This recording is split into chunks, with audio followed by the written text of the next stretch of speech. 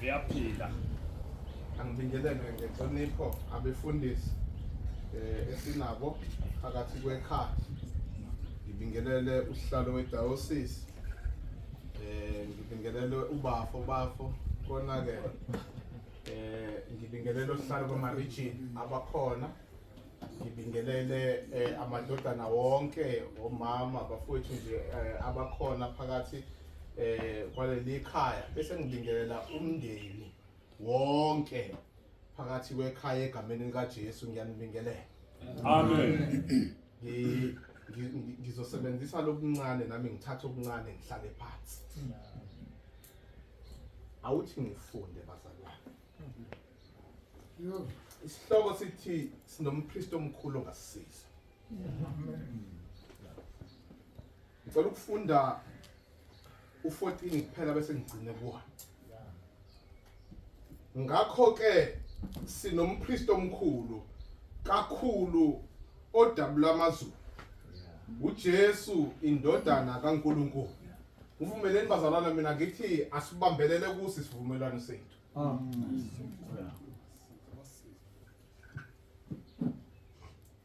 Umbhali wale ncwadi izazi zeBhayibheli zithi ubhalela abazalwane. Ubhalela amaKristu.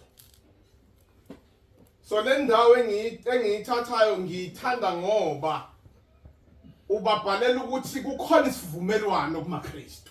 Okay. Abesethi umpostoli Paul umuntu uyavuma ngomlomo wakhe.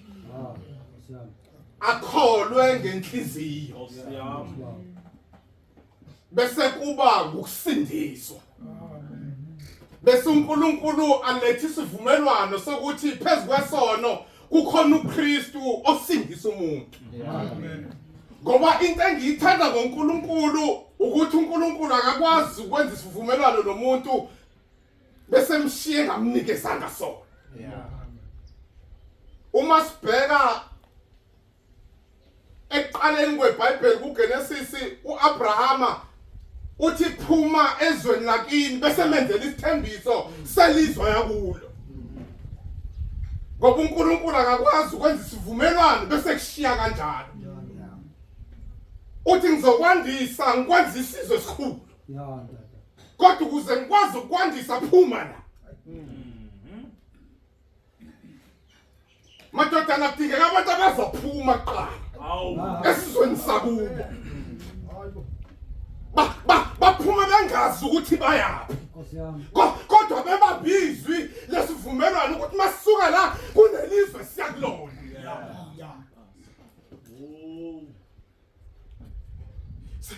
Sithona indoda uAbrahama ephuma yodwa nomndeni wayo iyezweni engalazi.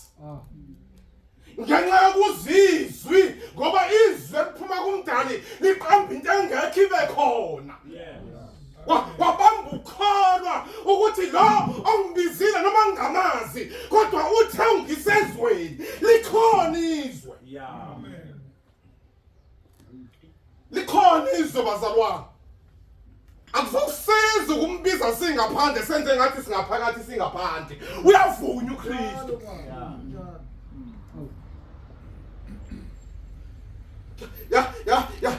Yabona bazalwane esivumelwaneni kwenzeka noma yini kodwa uyavunywa uKristu. Abantu ababambelele kuso isivumelwano bake babambelele silo benoPaul bangena etilongweni nasetilongweni babambelela kusivumelwano.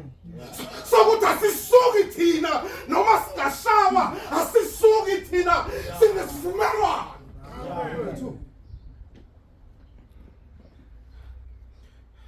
Hayi bazalwane. Kunesivumelwano.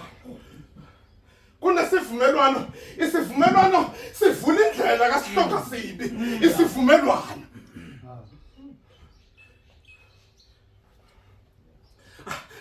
Hayi baba asibambelele kusi sivumelwano. Asiba hayi sivumelwano sokuthi sizohamba noBernard Mizeki akazokusiza lutho uBernard. Kodwa kunompriest omkhulu ongasiza uKristu Jesu.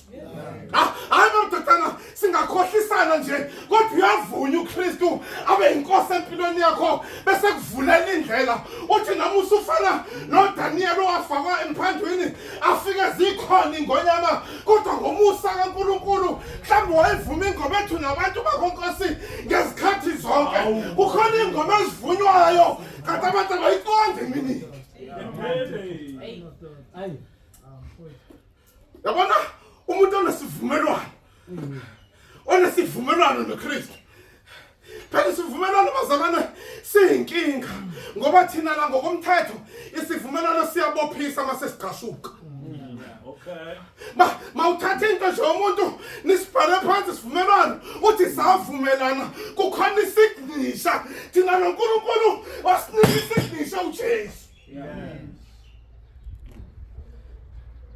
Kulula bazalwane ukugcuma kodwa akulula bazalwane ukuphuma esizweni sakini. Sibanje ukuthi sisendaweni kaNkulunkulu singenaso isivumelwano noKristu. Alisizi lutho ibandla sakhulela kulona lasesheshi. Alizokusiza ngalutho. Imithandazo yonke noma ungayazi ayizokusiza ngalutho. Kodwa kukhona isivumelwano bazalwane. Isivumelwano siyayishintsha ingqondo yomuntu. Athi umpastor Paul umuntu mase uKristu even nengqondo iyaguquka. Athi indwangu iyasuswa. Kukhona indwangu esuswayo kuKristu. Ngifuna ukuthi baba sengihlala phansi madoda ithuna lendoda lisendleleni. Ithuna lendoda lisendleleni. Lingafici ithuna ungenaso isivumelwano. Amen.